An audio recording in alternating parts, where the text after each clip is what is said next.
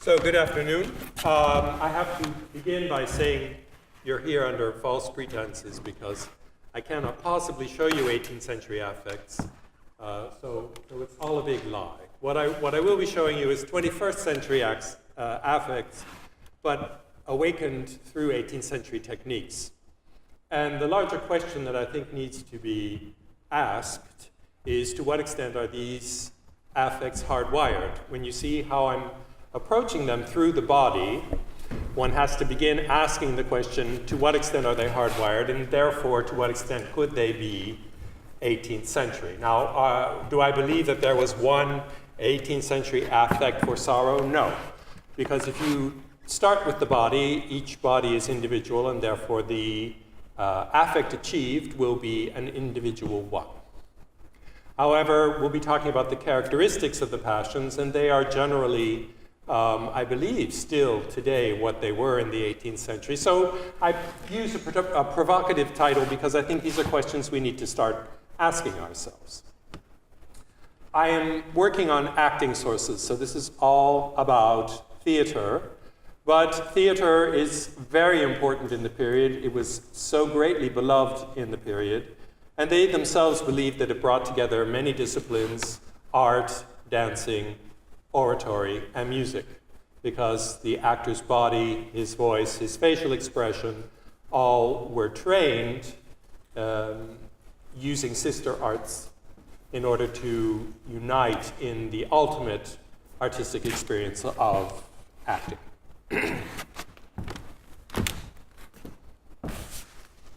So we're going to be working, because you're going to be working, by the way. If you think you're going to get to sit down, you should leave right now, because I will make you stand up.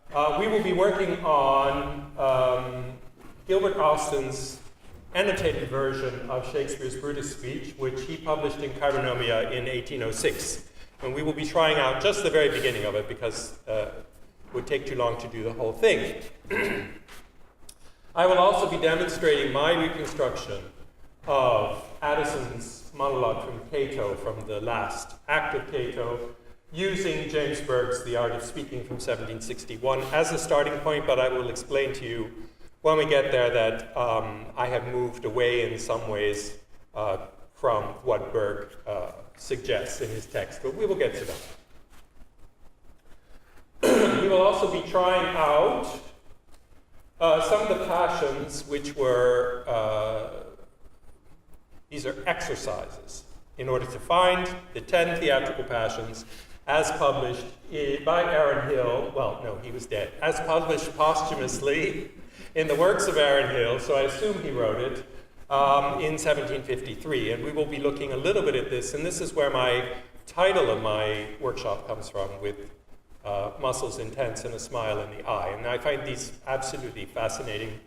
They continue to fascinate, and many people find them rather interesting. Before I get started, we need to talk a little bit about acting. Acting in this period, I would propose, is the art of passionating. It's a very different way of thinking about acting than we have today, and I'll be talking about some of these differences. But the actor's main goal was to identify the passions of the text, as many as possible, I think, and to awaken them in his body in order to awaken them in the body of the audience. This is not the theater of abstraction. It's not the theater of pushing the audience away, making them think. It's not the theater of irony. It's the theater of emotion. So what are the passions? The passions are, the definition I will be using today, strong emotions that perceptibly move the body. If you look at the treatise that Lallemand wrote in the 1750s, I believe, French physician, he gives this definition, that they're the strongest of the emotions and they move the body physically. And what do I mean by that? Well, we have the signs of the passions, or the characteristics of the passions. We have blushes, we have tears, we have goosebumps, we have pallor, trembling, etc. We have a description in a Dutch source of an actor watching the great French actor Talma, so one actor watching the other, and he says, "I've seen many people blush on stage, but Talma was the first one I ever saw who could go pale on command," which means they weren't wearing too much makeup. Also, part of these characteristics are vocal colors, and I'm myself a musician, I'm not a trained actor, so I'm usually working with musicians, and I like to make the point that this emphasis on vocal color as something that transmits meaning and passion when we speak is very important for musical practice, because of course in music we are creating sound, and therefore the sounds we create should be in relationship to the passion we wish to express. Whereas musical training today is basically about finding the beautiful sound and always playing in the beautiful sound. And this is one of the things that I find very important, so I will be coming back to this as we go on. And of course, facial expressions. I'm not going to go too much into facial expression, I will touch on it briefly. But these are things that the actor would have trained. They trained their voices using pitches, musical pitches, and would even notate the pitches on which they would take particular lines. So the body, the voice, and the face were trained and could all join together to amplify the effect of the affect in the actor in order to affect the affect in the audience. So, inside out or outside in. For those who are up on current acting theory, outside in is really out of fashion. The idea that you build up a character from outside by costume, by working with the body, this is really by taking standard positions, by choreographing your speeches with gestures, things like that. That's very out of fashion. Everything has to come from inside. And I recently read that an actor who was training at Yale said very proudly that he had no training at all, because you don't need any training, all you need is imagination. This tension between inside and outside we find already in the 5th century in Greece. The orators talk about this difference, and it's still with us, and it will never be resolved. And my own personal feeling is, of course, you must have both. This is something that we also find in the sources. If we look at Gilman's Life of Thomas Betterton from 1710, we find this very interesting quotation. "The player, therefore, nay, and the orator too, ought to form in his mind a very strong idea of the subject of his passion, and then the passion itself will not fail to follow, rise into the eyes, and affect both the sense and the understanding of the spectators with the same tenderness. The first place is the fixing this in the actor's soul, to engage that thoroughly in the passion, and then will his visage warm, his eyes flow with tears, and distraction spread all over his face, over all his face. Nay, then will his voice be broken, and every faculty of his body be agreeable to this strong emotion of the soul, which justifies working yourself up by a strong imagination that you are the very person and in the very same circumstances, which will make the case so very much your own that you will not want fire in anger nor tears in grief, and then you need not fear affecting the audience, for passions are wonderfully conveyed from one person's eyes to another's, the tears of one melting the heart of the other by a very visible sympathy between their imaginations and aspects."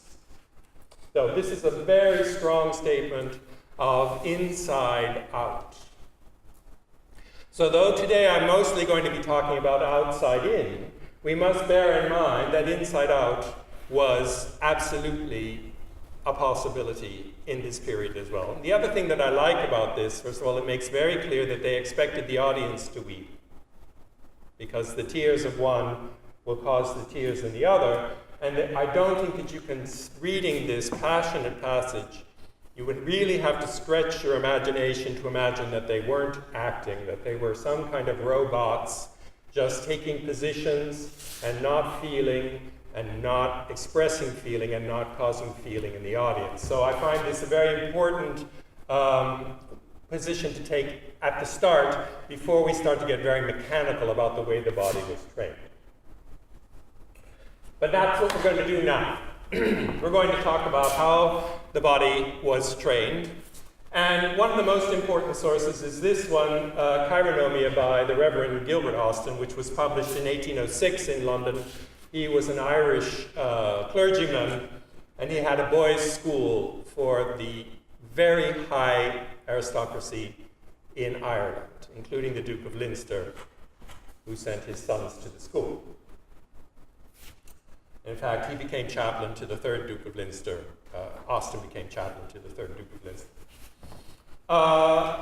This is a book by someone who was teaching boys to speak in public. It's not a book about training actors, but he was someone who looked at the stage very carefully. He knew the great actors of the day, and he talks about acting a lot. So there is a certain care that must be taken with this source, because we must not take it as a theatrical source, but he was certainly very aware of theater, and we have many other sources with which we can compare. The first thing we need to do, and we're going to try out, because I'm going to get you up off of your chairs in the beginning immediately, is we're going to talk about the positions of the feet, of which there are 4 main positions. And in fact, there are only 2 positions, but you can change foot, having either the right or the left leg forward. The first, you can see what is dark is bears weight, and what is light bears less weight or no weight. So here we have a position in which the right foot is in front and the weight is behind. I have to look 3 times because I can't do mirroring at all. I'm completely dyslexic, so if I'm on the wrong leg, just forgive me. So the weight is here behind. You seem to all still be sitting.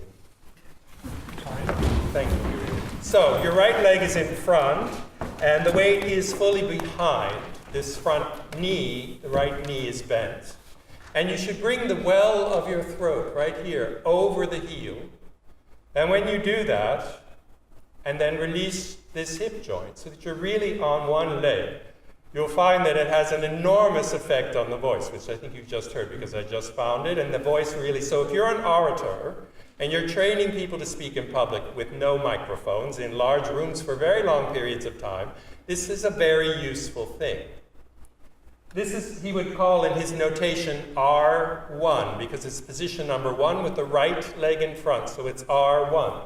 To move to R2, you're going to put the weight on the front leg, and only the back toe is going to have a little bit of weight. But don't do it yet, because we're just going to experiment without moving anything.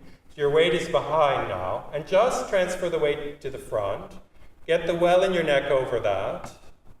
But don't go too far. It's a tiny little motion. So we all want to go, when I first started doing this, I was, taking these big steps. We're going to practice just so we take the weight back and your well is over your heel, and you're just going to transfer that well over. That's all you need to do, and then you're going to release the other leg, and the weight is now fully on the front. Let's go back.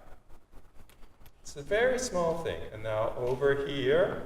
And as you free up the left leg, take the tension out of the hip joint, which is here, by the way, and it's not here or wherever you think it is, but it's the hip joint's down here, so that we have that freedom.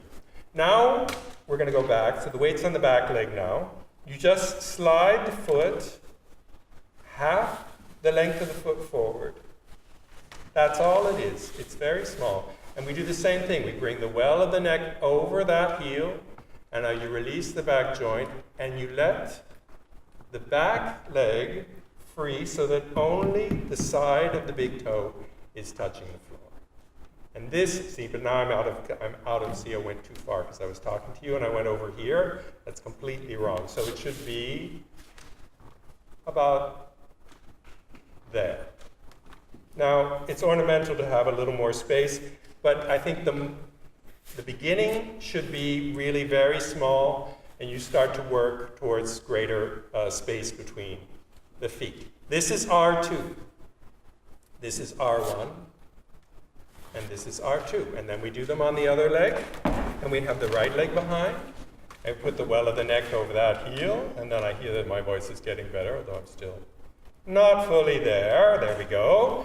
And then I can move this forward, and just the big toe of the back is. Now, if you're a man and you're wearing knickerbockers, you see this is a very good position for displaying your calf, which was very important to them.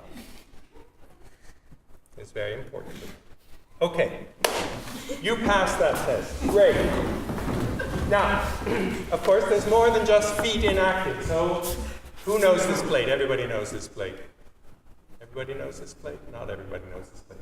This is from Chironomia. So he developed a system of notation for the gestures by putting the orator's body in a sphere and marking points on the sphere. So the points are Z for zenith, E for elevated, H for horizontal, D for downwards, and R for rest. Z, E, H, D, R. And in this direction, they are B for backwards, X for extended, Q for oblique, F for forward, and C across. B, X, Q, F, C. And they always come in this order. So first this way, and then this way. So if I say H, F, it's horizontal. It's here somewhere. And F is forwards, so it's here. So I know the hand is here. It's a great system. It will get more complicated, right? So why don't we all try that out? And why don't we be in R1? So the weight is behind, and you put the well of the neck over the heel, and this knee is free, and the weight is really on one leg, and then we say Z is for zenith. I'm not hearing you.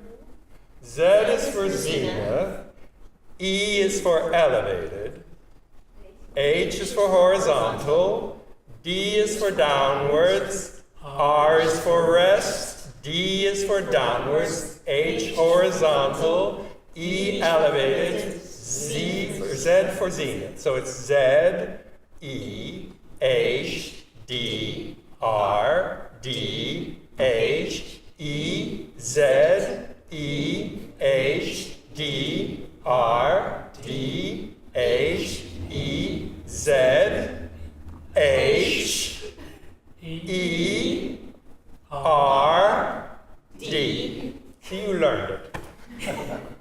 And then it's B for backwards, X for extended, Q for oblique, F for forwards, and C for across. Now you're going to say, why is it Q for oblique? He says, I couldn't always use the first letter because there are too many words that have the same first letter. So sometimes I take the most memorable letter in a word. So this one's a little harder to figure out, but it's B for backwards, X for extended, Q for oblique, F for forwards, C for across, F for forwards, Q for oblique, X for extended, B for backwards, X, Q, F, C, F, Q, X, B, C, X, F, Q. So, EQ. Where is EQ? Elevated, oblique. EQ is there. And where is DC? Downward across. There you go. You can all do it. Great. Very good. So, here we go. Now let's leave this out now because he's telling us about different kinds of gestures. What you don't know is this first letter. This first letter is for the hand. What are you sitting down for?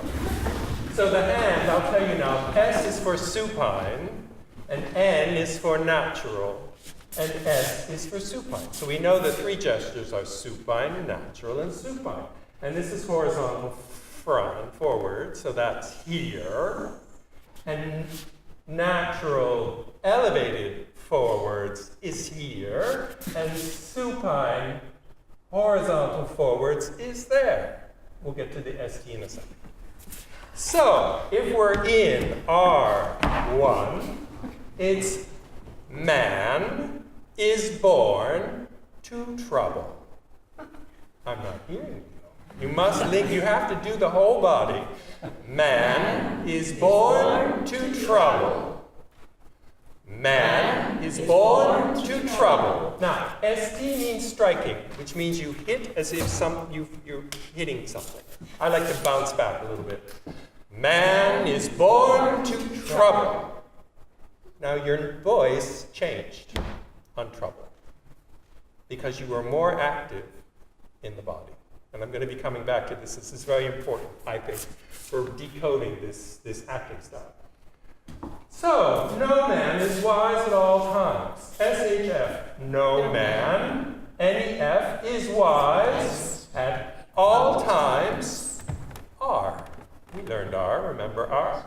No man is wise at all times. One more time. No man is wise at all times. It is an old observation, but not therefore the less true, that no man is wise at all times. SHF, we know. I, we don't. It's index. Therefore, index horizontal front, N, we don't know N. It means noting. Striking is strong. Noting is gentle. Gentle depression.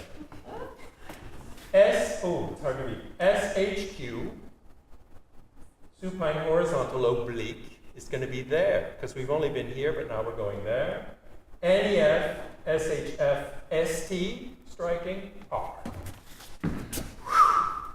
It is an old observation, but not therefore the less true. Still index. True. That no man is wise at all times. You're great. We try it one more time so we get a little more fluid. It is an old observation, but not therefore the less true. True. That no man is wise at all times. Now this one I love. This is Milton. Vertical, horizontal, forward, springing. The hand springs up from the wrist like a knife when you have a jackknife. Vertical, horizontal, springing. The dots mean this hand stays in place. It's then joined by vertical, horizontal, front for springing. Now, how do I know which hand is which? This line is to the right of the notation, so this is the right hand. And this line is to the left of the notation, so it's the left hand. Awake! Arise! Then both neutral or natural, elevated forward, or be forever follow. It's actually lower. It's both supine, downwards, forwards, striking. Boom, follow. So, awake, arise, or be forever fallen. So, awake, it should change your W, right? Because you're awake. So it's very important, he's very insistent that the gestures are linked to the words.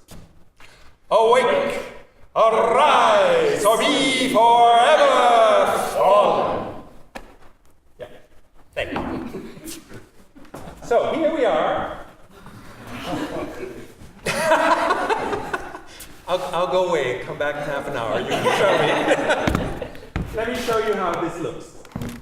We'll be down and up and down and up. It's a jack-in-the-box session. Now remember, Brutus comes out with blood all over his hands, having murdered Caesar, and you're the angry crowd. Actually, you know what? Could you be an angry crowd? Boo me. Murderer!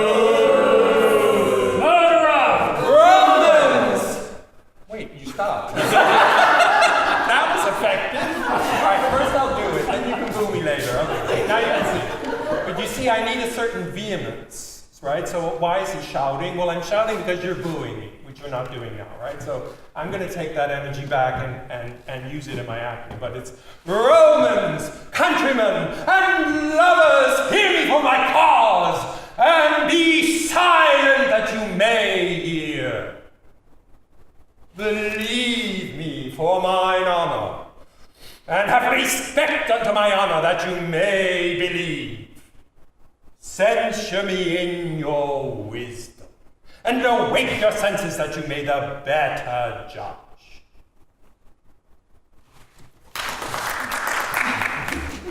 Do you want to try? No? Yeah? Yeah. Let's try. Now here's what I think is really interesting. I'm gonna tell you already what I think is really interesting. BSHFST. Both supine, horizontal front, striking. Cause. Cause. Cause. Both supine, horizontal front, P for pushing. Now, if you're going to push, you have to first retract. Believe. Believe. You see the L is going to change. If you really link it to the gesture, believe me. BSHF noting that you may believe. You see how the energy with which the gesture is performed changes the voice and changes what is communicated, if you go with it. So these markings, these final markings, I have found incredibly important for reconstructing Austin, because if you look at the frequency, you can tell the change in emotion, or at least you can imagine one, because you can see the change in the energy that he's asking from you. And it also, for me, is an indication of the naturalness of this very unnatural style. So these things are very natural. The way in which the gesture is performed is very natural. Maybe they're not our gestures anymore, but we can connect through the mode of performance. All right, let's just give this, I don't want to take too long with this, but let's give it a try. So, look, Romans, AR2, advance to R2. That means we start in R1. Remember the R1? Speed course, Gilbert Austin. So the weight is behind, the front leg is bent. And we say, Romans. We just do that shift of weight. Romans. Sorry, I did that because it's better for balance, but it's don't follow. Romans. Now we're going to add to that both supine horizontal front pushing. So this speech starts with an inhalation.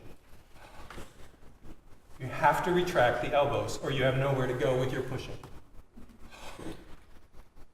Try one more. Romans. There you go. Then Q, we move to Q for countrymen. Countrymen. And here we go back, retire to R1, vertical, elevated, extended, springing. And lovers. Now it could be here or it could be here. It's not clear from the notation where you want to put it, but it's going to be out. And with this jackknife effect. So, Romans, countrymen, and lovers. Yeah, there you go. Yeah? So that's how this notation works. Shall I show it to you again? Now you can see it again. Would you like to? We'll leave off with it. You can say that for when I do the Cato. Sorry. I won't forget my text. I really won't. So, Romans, countrymen, and lovers, hear me for my cause, and be silent that you may hear. Believe me for mine honor, and have respect unto mine honor that you may believe. Censure me in your wisdom, and awake your senses that you may the better judge. So for all of that energy, all of those changes of energy, I've imagined an affect. This is passionating. But now I'm passionating not from the text, but using his notation system. But I must have a motivation for going back. I must have a motivation for doing this. And so I have attached affect to his indications in order to make a story that makes sense in my body and with my time.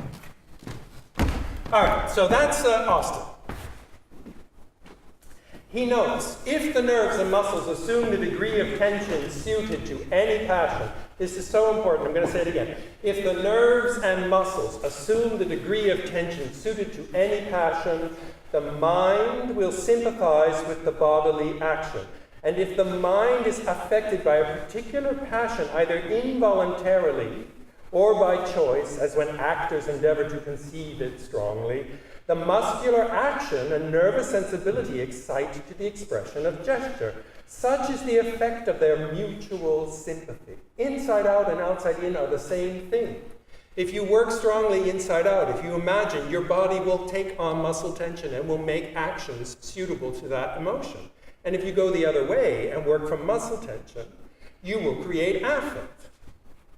Hence, strong feelings seldom fail to show themselves in gesture unless some stronger feelings operate to suppress them, as fear or a sense of decorum. And hence fine or forcible gestures, without a correspondent elevation or energy of feeling, are most incongruous.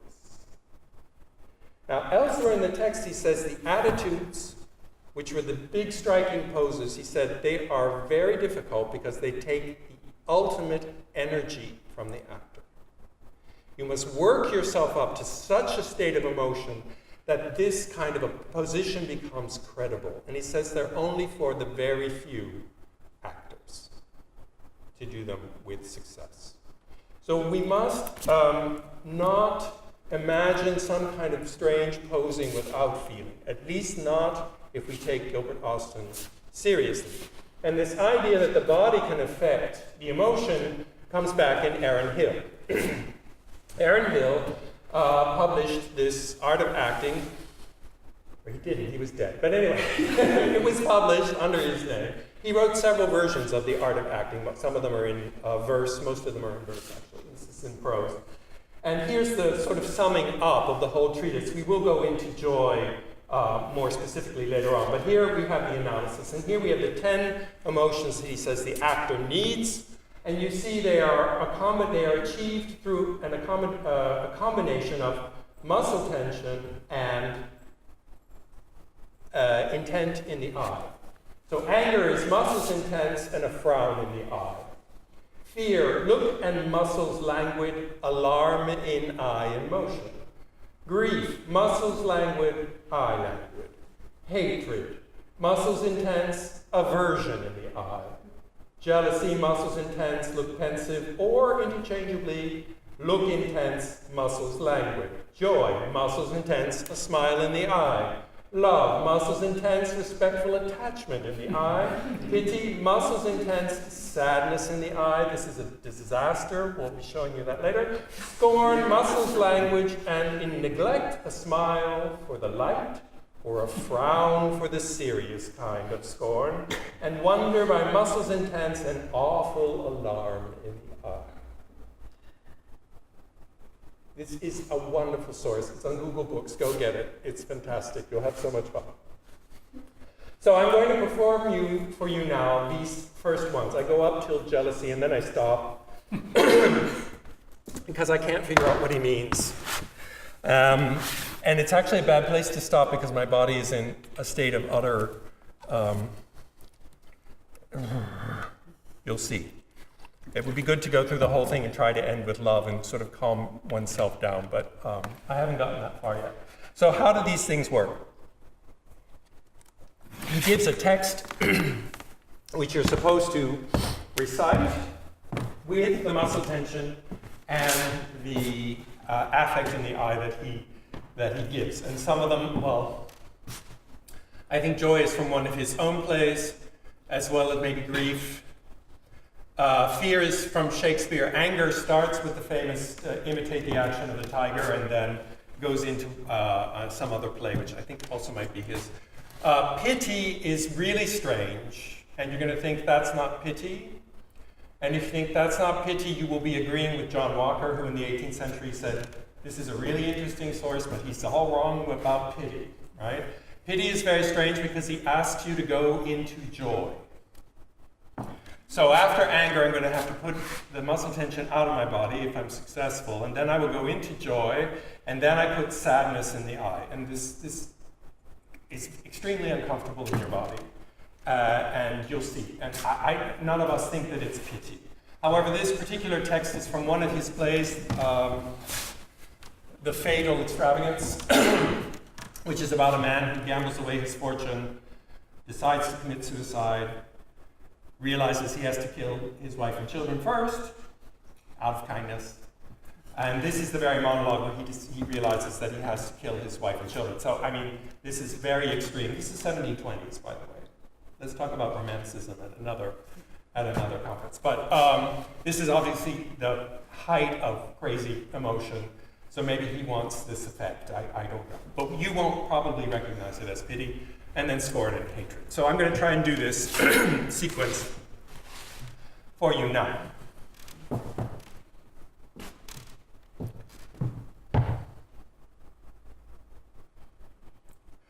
Oh, heaven, she pities me, and pity still foreruns approaching love as lightning does the thunder. Tune your harps, ye angels, to that sound, and thou, my heart, make room to entertain the flowing joy. But I have been in such a dismal place, where joy ne'er endeth, which the sun ne'er cheers, bound in with darkness, or spread with damps, where I have seen, I can say I saw, the good old king, majestic advance, amidst his griefs, most venerably great. Oh, I have passed a miserable night, so full of fearful dreams, ugly sights. But as I am a Christian, faithful man, I would not spend another such a night that were to buy a world of happy days. So full of dismal terror was the time.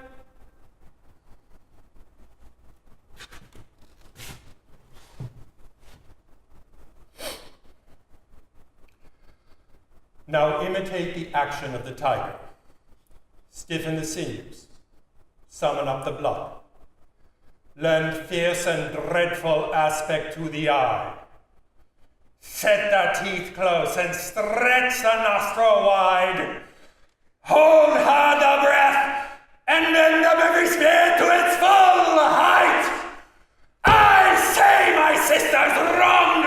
Monilia, my sister, born as high and noble as Castalio. Do her justice, or by the gods only a scene of blood shall make this dwelling horrible to nature. I'll do it!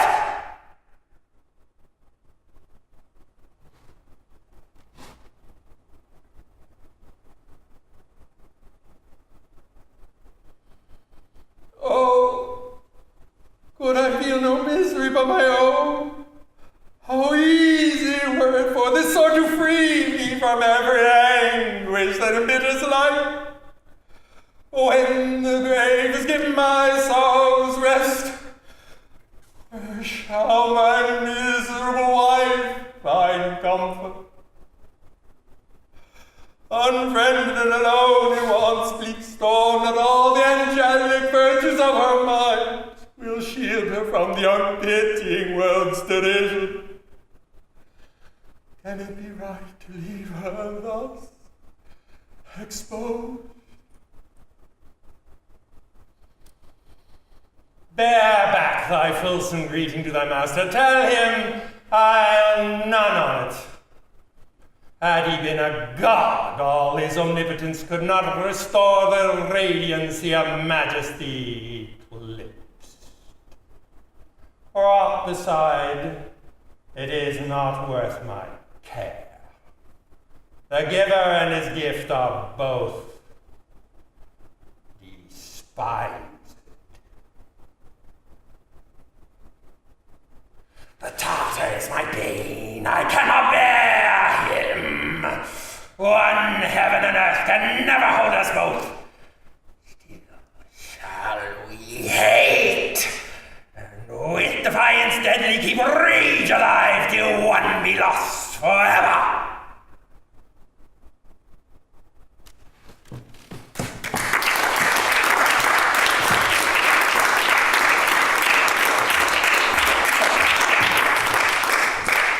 You have to trust me that I'm not attempting any of those effects. Those effects come out when I do what he says.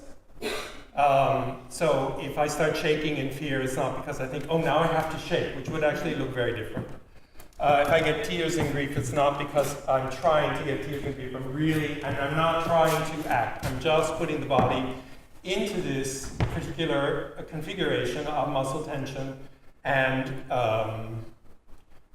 some kind of affective. I think when you add the I, you're actually adding imagination, which he doesn't say. That's been my experience doing this. I've been doing this now for a year and a half. So it's something that gets much easier, and I'm going to show you later my version of the K tone. I use it at certain key points when I have to do an emotional transition.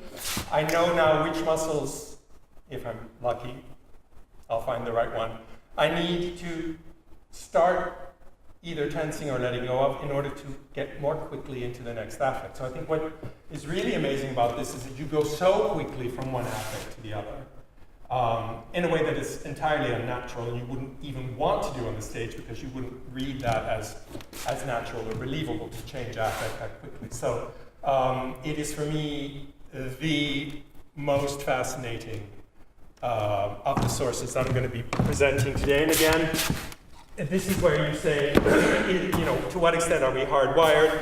Is this 18th century emotion? If my body had been in the 18th century and I had done these exercises, would the same affect have come out? Would the vocal color have changed and the body have shaken and all of those things? And I have to say, while doing it, it's a very strange experience because I'm not happy or angry or any of those things. So you're perceiving your body doing these very strange things. And the body is still extremely agitated. So I'm mentally very happy to talk to you, but my body is very agitated now, which, yeah, it's part of this whole process. So we're going back to this. Let's work on joy. So first I'm going to show you how he writes about this. Joy is muscles intense and a smile in the eye. He says, when the actor has discovered that the passion in this place is joy, meaning, oh heaven, she pities me, he must not on any account attempt the utterance of one single word till he has first compelled his fancy to conceive an idea of joy. So he wants you to go from inside out if you can. That's his preferred way. And it would be his natural, though most difficult way, to endeavor the effacement of all note or image of himself and forcibly bind down his fancy to suppose that he is really Torismond and that he is in love with Leonora and has been blessed beyond his hope by her kind declaration in his favor. So you should really work inside out if you can, but it's difficult. But there is a shorter road to the same end, and it shall in due place be shown him when he believes himself possessed of such an idea of joy that would not fail to warm a strong conception. Let him not imagine the impression rightly hit till he has examined both his face and air in a long upright looking glass, and there only will he meet with a sincere and undeceivable test of his having strongly enough or too slackly adapted his fancy to the purpose before him. If you don't see it, you aren't there, right? It's got to be visible. This whole, I'll go inside and, the camera will zoom in and I'll whisper something, that is not 18th century acting, right? So it must be visible and you need to look in the mirror and see if it's visible.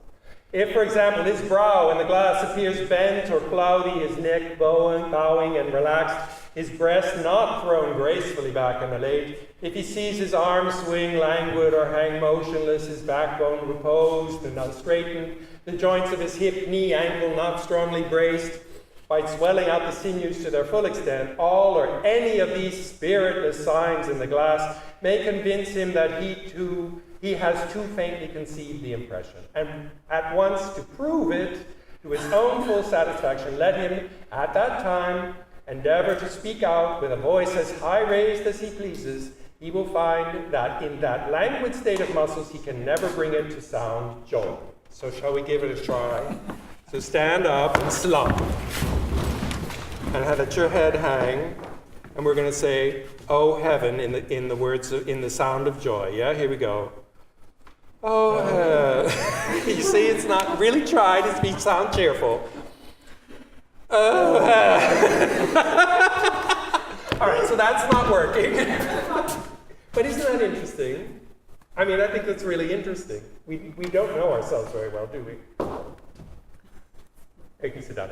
No, not though the sense of the words were all rapture, but in spite of the utmost possible strain upon his lungs, his tone will be too sullen or too mournful, and carry none of the music of sprightliness.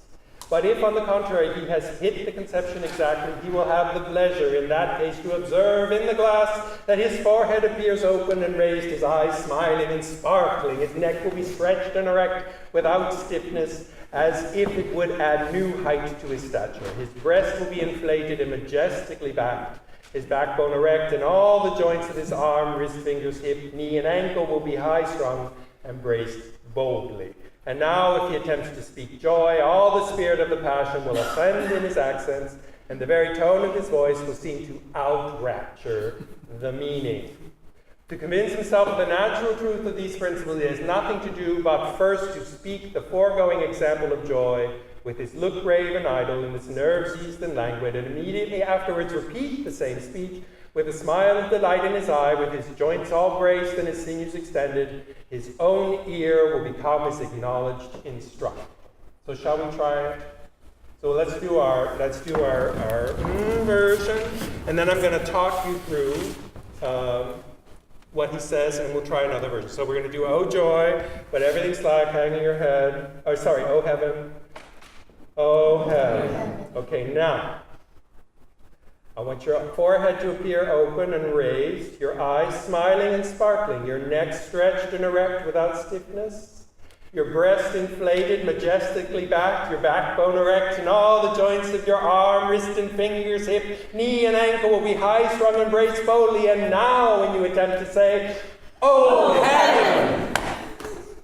And if you go back, "Oh, heaven!" If you try to keep it, but you bring the body down, you will not achieve the affect. Yeah. Now I'm going to show you, thank you, you can sit down. I'm going to show you this monologue from Cato, which I've reconstructed. Here's Campbell, who was famous for the role. I won't be quite as good as he. But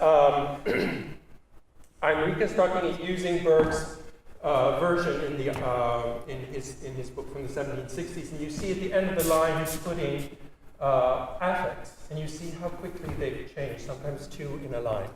So this is, again, this idea of passionating. He doesn't choose a middle ground from which he can achieve all kinds of lines. He goes here, and then he goes there, and then he goes here, and then he comes back. It's all over the place in terms of affect.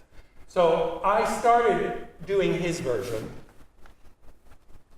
and then I got tired of that, and I wanted to do my own. So I'm doing my own. Some of it is based on this. But I have to say I'm getting to the point in my life where I'm tired of doing what people tell me.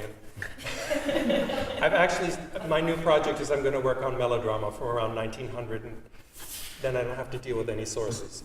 Because I just want to have some fun. I was thinking about this in the meeting today. You know, fun is important in research, like enjoyment, fun, feeling good about what you're doing. But we're not allowed to do that as scholars. So anyway, this is this is my version of the Cato. He has been surrounded by Caesar. He's been fighting against Caesar, who wants to turn the republic into a dictatorship. And Cato's been fighting against that, but he realizes now he must lose the battle, and shall he kill himself or shall he fight on? This is the idea he that's behind this entire scene, and he's reading Plato at the beginning.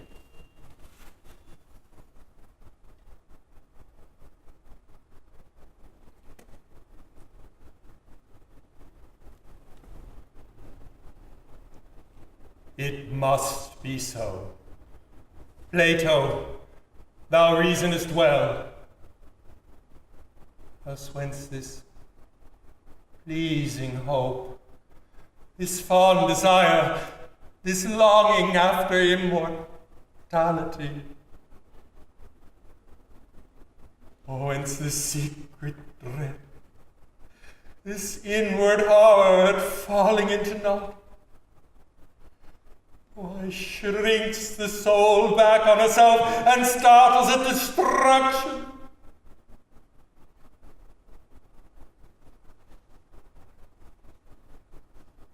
Is the divinity that stirs within us. His heaven itself points out an hereafter and intimates eternity to man.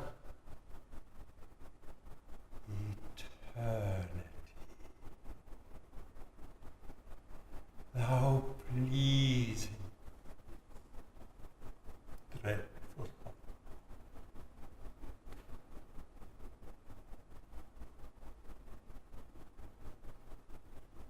Through what variety of untried being, through what new scenes and changes must we pass? The wide, the unbounded prospect lies before. But shadows, clouds, and darkness rest upon it. Here will I hold, if there's a power above us, and that there is, all nature cries aloud through all her works, he must delight in virtue, and that which he delights in must be happy. But when? Oh, where?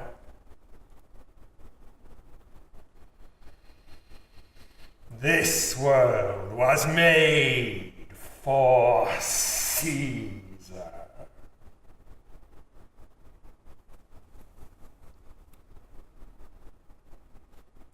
I'm weary of conjectures.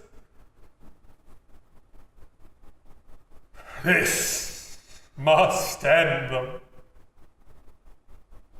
Thus am I doubly armed, my death and life, my bane and antidote are both before me. This, in a moment, brings me to an end. As this informs me, I shall never die. The soul, secure in her existence, smiles at the drum dagger and defies its point.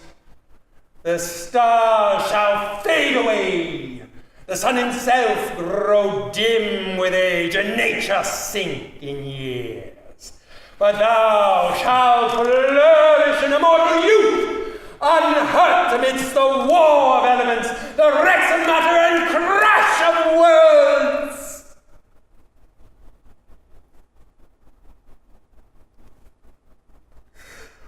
What means this heaviness that hangs upon me, this lethargy that creeps through all my senses? Nature, pressed and harassed out with care, sinks down to rest.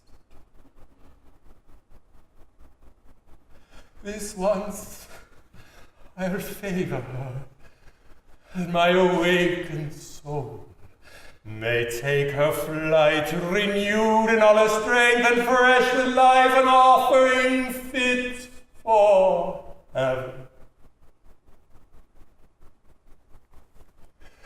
Let guilt or fear disturb man's rest. Cato knows neither of 'em, indifferent in his choice to sleep. or die.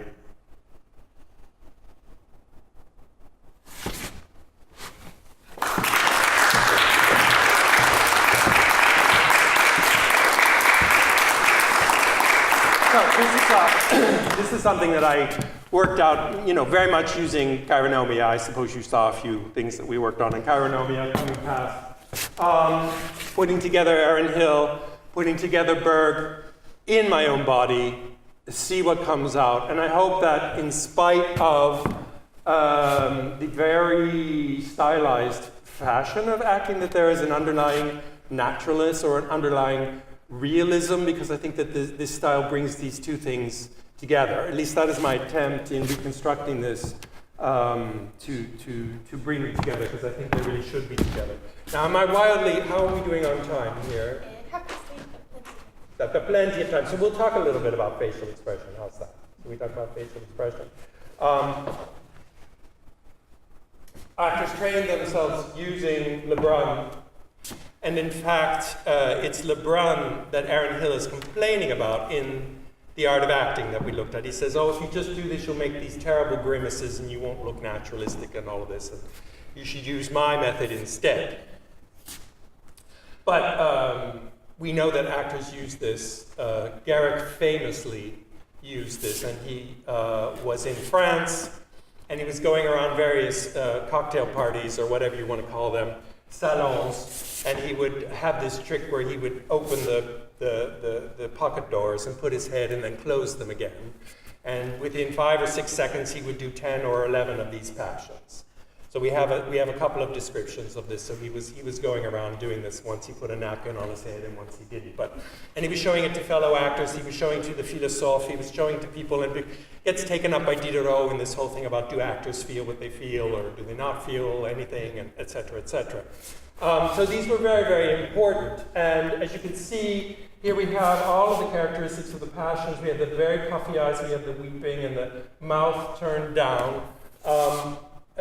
Which we also actually have when we weep, and the eyebrows up in the middle, which is very, very, all of the cartoons that your children and your grandchildren are watching, they all have, when the puppy dog is sad, the eyebrows go up in the middle. So we're still, very much using these things. Here we have some of Lebrun's, you can see for sadness that the eyes even have completely turned in the face.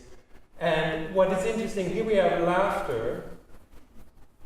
But if you actually do this face, you get a really specific kind of laughter. So this is not ha, ha, ha, ha, ha, because you need a different face for that. So you bring down your eyebrows, and then you pull up, you hear already what's happening. You pull up the corners, and then you go,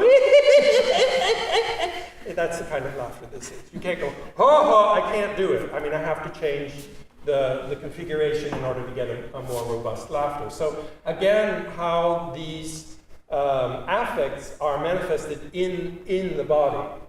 And these very, very powerful ones, with the grincer les dents, so the set the teeth close, is what Shakespeare says. And I've been working on this. I'm not very good at these faces. One of my colleagues is fantastic, but this trying to be tense here and then you let this go completely. It's very, very interesting if you actually try these things out. And disdain the lower lip going off, these kinds of things. So, we do actually make very extreme faces. Here he's grinding the teeth, set the teeth close, and here we have this very, very extreme. So these, of course, are just flashes. He didn't walk around like this for a half hour, I hope. Right? That's something that lasts a second at most. But they do exist, and actors wanted to capture them as artists did too, for the very extreme moments. Here we have a treatise by Jelkerhuis, which we're going to get to close the session. But here you can see Jelkerhuis. This is from 1827. The opening credits, or the opening title page that I had, that was a drawing by Jelkerhuis, and we'll be coming back to that soon. Jelkerhuis was a Dutch actor working from around 1800 to late 1820s, 1830. And he was also an artist, and he published the actual training manual that they were using in Amsterdam in the theater. And I have to say, the Amsterdam theater was at a very high level at this point. Foreign actors and theater lovers who saw the actors there, even though they didn't understand the language, were amazed at the high level of acting at the Amsterdam theater. So anyway, Jelgerhuis says you can take the Lebrun faces, and you can of course go from here to here if you want. But you can also go through these various stages. And this is kind of face play that we don't really do anymore, but was greatly loved. And I can think of an example from classic French theater, Mitre d'Art by Racine, where there's a whole scene set up just so that one actor can do this face play.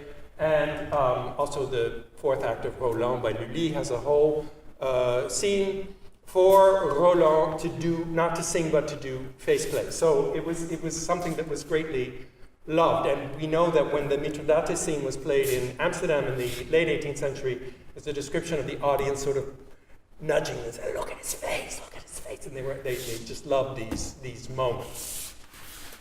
We're also fortunate enough to have a silent movie in which you can see the tail end of this tradition. I'm going to show you this. This is from Der Golem, EAERN, die Welt kam, by Paul Wegener. Paul Wegener is playing the golem, who is a kind of Frankenstein figure, who is animated and deactivated by this magic brooch on his chest. And what you see is the rabbi who has brought him to life is going to put his hand on the monster's shoulder, and he gets the feeling, oh, something's not really going well here. And so he tries to take the amulet off, and that doesn't go down very well. And you'll see, I hope that the quality is not particularly good because the DVD, when they brought this out, has not been properly remastered, but I think you'll get enough of an idea of the faceplate. And there's the rabbi.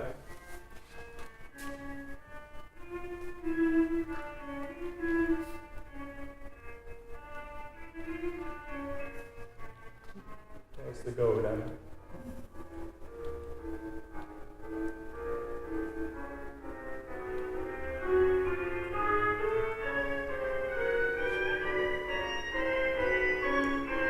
So the sequence starts here.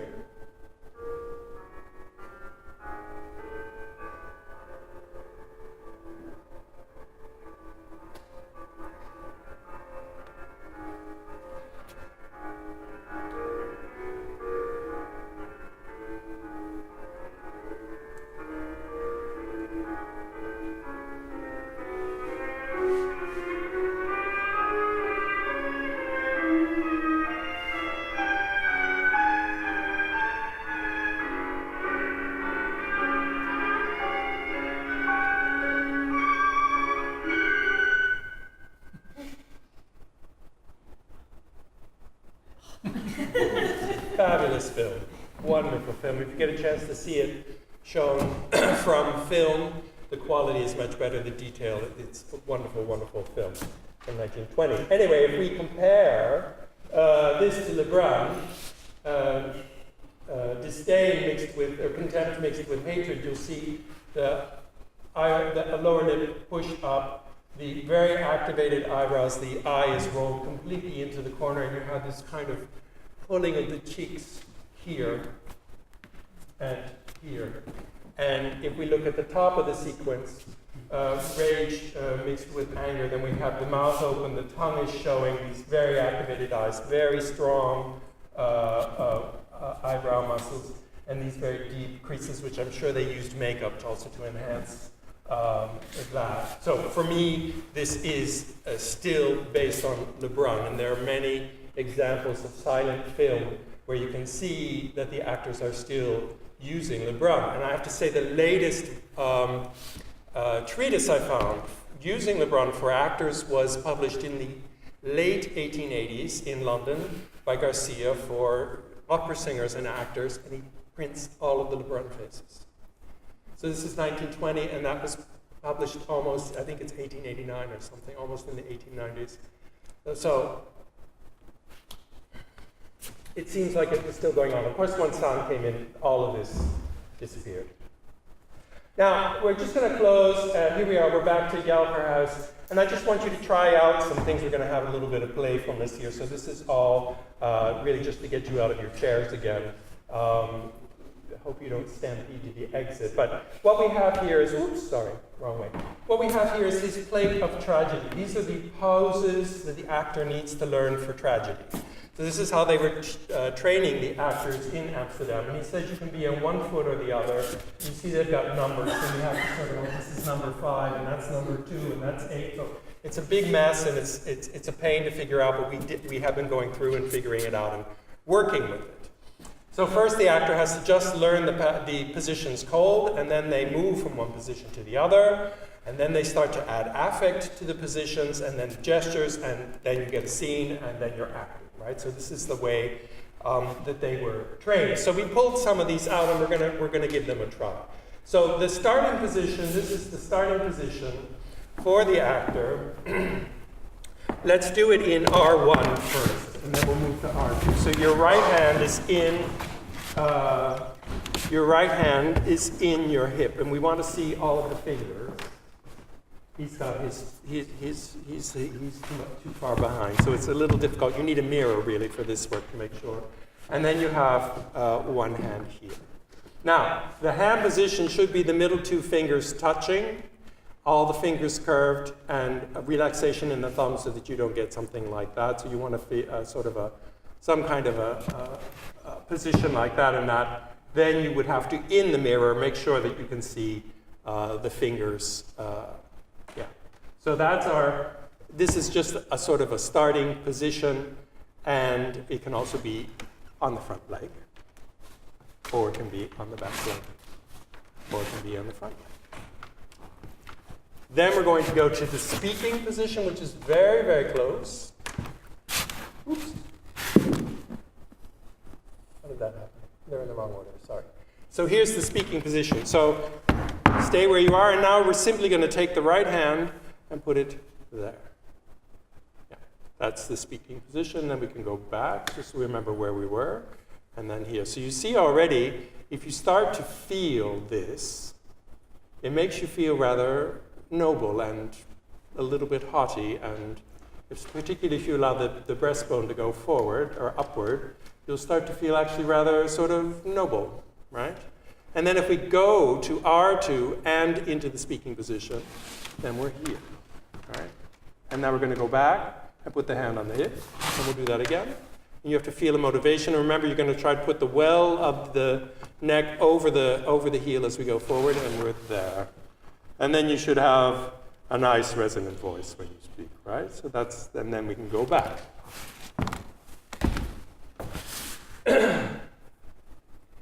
And then we're going to learn this one. We're not doing them in the sequence that he gives. So if we're here with the weight forward in our speaking position, and we're going to bring the right hand over the heart. Let's not do a change of weight first, but just over the heart and slightly pointing downward with a broken wrist. Yeah. And then here, and then down over the heart. And here. And now we're going to move back and down over the heart. And we go forward. Now when we come back, we're going to droop the head a little bit to the side. Okay, and then we're going to go here. And this is going to be our position for joy. So we're going to feel braced, and we're going to have a smile in the eye, and a long neck, and we're going to feel good, and then we're going to start to let all of that go, and down through the spine you let go, and we're going to move back, and we're going to go to sorrow with the hand over the heart. Now I was working with an actress in Moscow. Sorry, I'm going to take out my Baroque Bobby. I was working with an actress in Moscow, and I was talking to her about, she had to do some line, you know, in Moscow they're completely inside out, oh my goodness. But I was telling her she was doing an 18th century play, and I wanted her to put her hand on her heart. She said, oh, that's mechanical, and I can't do that and everything. And I said, well, feel that your heart contracts in pain. And then she went, and she said, oh, I understand. All right, so if you engage the body in some way, it will mean something to you, right? So let's try to feel some kind of sorrow in your heart. Feel a contraction in your heart. So remember, the joy is an expansion. So this is very expanded, and everything is long, and the smile in the eye. And then when you're coming back, feel in the heart a kind of contraction. And you'll feel the whole thing recalibrate, hopefully. Yeah? So we're going to start here we are, neutral. Now you have to remember how you did joy? Remember the legs get a little bit braced and the back gets strong and the neck gets long and the forehead is open and the smile in the eye, and then we go here and we're in joy. And now you take all of that out. You let the spine be soft and you come back and you're there. Right? So this is super fast version, but this is the way that they were training the actors. We have this one of Yaltras, and we have one from 1813 in France where they talk about the attitudes as being the starting point. So I think part of the problem with historical acting that we have up until now is we've started with chironomia, which is all about this. So people think that acting is all about this. That's not how they train the actors. They train them in beautiful positions and then adding emotion to those positions. And from there, you have gestures that mark words and make affective differences. Now, just to get a feeling for how that could be different, we're going to do love to anger and then anger to love. So here we have a good one. This is a little bit hard to achieve. So we're going to start with, we're just in our 1. And I just want you to bring up your left arm here. Yeah, and back down. You can just bring it actually up this way, the simplest possible way, and back down. And now you're going to join this one to it. And we don't, see, I'm too constrained, so I have to let go a little bit. This is too constrained, we don't want that. So you have to let go of the muscles down here. So it's actually that, more like that. And back down. We're going to use this for love. Now the closer you are to your heart, so in the plate he actually has it up here, and I think he calls it a kind of surprise. But if you bring it down here, you can imagine that it's love. And you're looking at the object of your love and you go, do it with an inhalation. So now the body is up. Yeah. So, does love make you go forward or backward? Yeah, forward. So we probably do it with a change of weight forward. Yes, and I've seen plates of actors on the stage and they are in this position, right? So I assume that that's what's going on there. Let's compare that now to anger. And in anger, you have one fist here and one fist here. Yes. And you can make the mad face. And you'll feel the whole body changes, particularly if you make the face, the eyebrow pulling down. Yeah. Now go forward. And now come back. So what's the difference between going forward and back in that position? Forward is like intention. Yeah. Whereas back is like. Yeah, so back is actually more hatred. Hatred is anger that's not acting. So you're going to strike, but and if you avert the eye and push the eye away so that you're not looking at that which makes you angry, then you really get hatred, is what they say. So we can play with all of these things. So now we're going to see our object of our love.